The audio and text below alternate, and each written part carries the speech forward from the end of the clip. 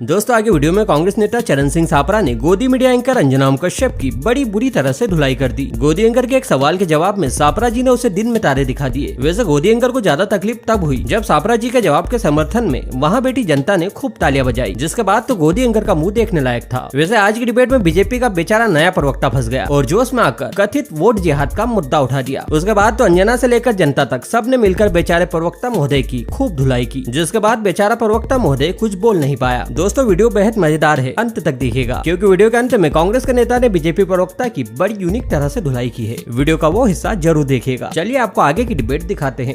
आज एकनाथ शिंदे ने ये चैलेंज भी किया कि अगर बाला साहब ठाकरे की पुण्यतिथि पर राहुल गांधी उन्हें श्रद्धांजलि एक्स पर देते हैं तो वो हिंदू हृदय सम्राट बाला साहब बोलकर दिखाएं। अभी मजा आएगा ना भिड़ो।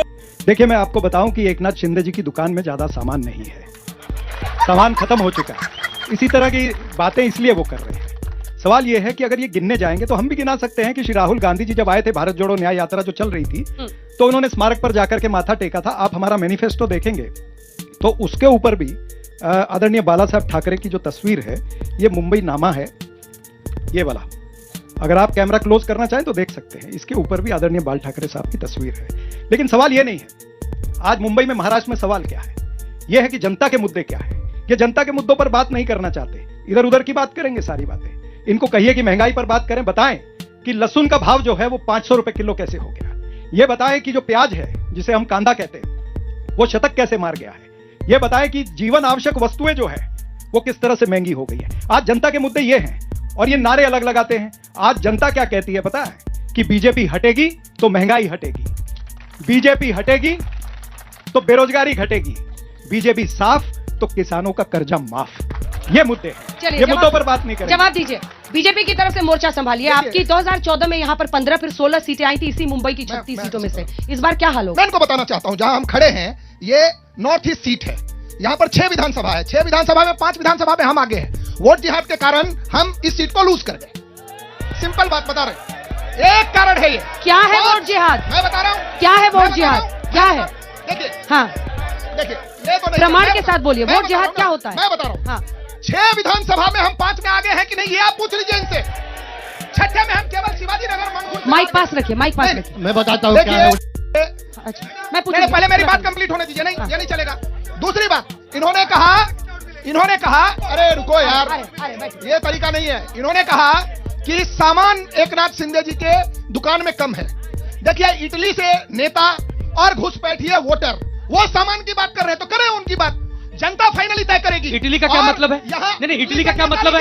इटली का क्या मतलब है? इटली से नेता आया है कांग्रेस पार्टी में, हम बोल रहे हैं। अरे शर्म आनी चाहिए आपको, शर्म आनी चाहिए आपको। स्वर्गीय राजीव गांधी जी की धर्मपत्नी विवाह कर उद्धव ठाकरे पर जो उन्होंने बोला उसका जवाब दीजिए, फिर लोगों के सवाल की भाषा का उत्तर अगर दिलाना है। बीजेपी के प्रवक्ता होमवर्क करके नहीं आए हैं।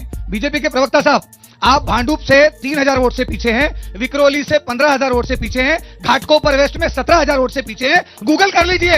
ये सब क्या देखना पड़ रहा है। डॉक्टर बाबा साहब अम्बेडकर जी के दिए गए संवैधानिक प्रक्रिया के अंतर्गत भारत का हर वो नागरिक जो मतदाता है, चाहे हिंदू हो, मुसलमान हो, सिख हो, ईसाई हो, वो मतदाता है। उसे अधिकार है अपने पसंद की पार्टी चुनने का, अधिकार है ना पसंद को नकारने का।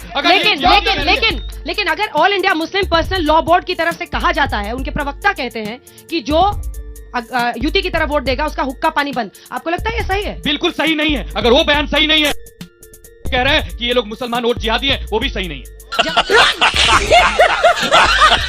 जवाब दीजिए।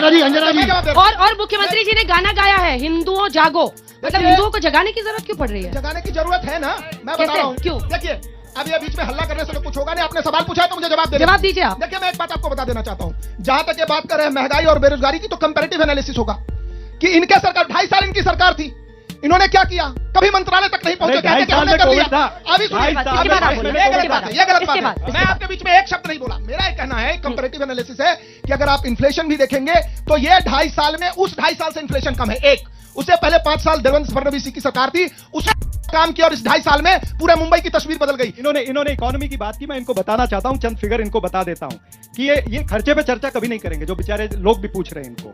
ये इकोनॉमिक ग्रोथ मैं बताता हूं 9.54% से 7.6% हो गई है। कर्ज जो है 8 लाख करोड़ का हो गया इस सरकार के ऊपर। इंटरेस्ट बर्डन जो 2014 में 23,965 करोड़ था, अब 56,727 करोड़ हो गया महाशय। और सुनिए, जीडीपी महाराष्ट्र की ये 15.2 थी 2014 में, अब 13% है। तो आप इटली की बातें करते, मैं आपको 56 टिकली बोल सकता हूं, तो ये बातों में मत जाइए। महाराष्ट्र 500 बिलियन डॉलर की इकोनॉमी है, 1 ट्रिलियन बिलियन डॉलर की इकोनॉमी की तरफ दौड़ रही है। इतिहास गवाह है कि जब जब हिंदू राजा लड़े हैं एक साथ में, तब मुगलों ने और अंग्रेजों ने हम पर राज किया। इसके लिए एक साथ होना बहुत जरूरी है। हम 180 सीट के ऊपर जीत के फिर से महायुति की सरकार बनाएंगे। एक जवाब देखिए, ऐसा है, इस पार्टी की, इस तीर कमान की ये हालत है कि इनको उधार पे उम्मीदवार लेने पड़ रहे हैं। भारतीय जनता पार्टी के 1 नहीं 2 नहीं 15 180 के ऊपर हम जीत रहे हैं। 15 उम्मीदवार उधार पे इन्होंने बीजेपी से लिए, 2 उम्मीदवार इन्होंने अजित पवार के वहां से लिए। ये उधार पे जी रहे हैं।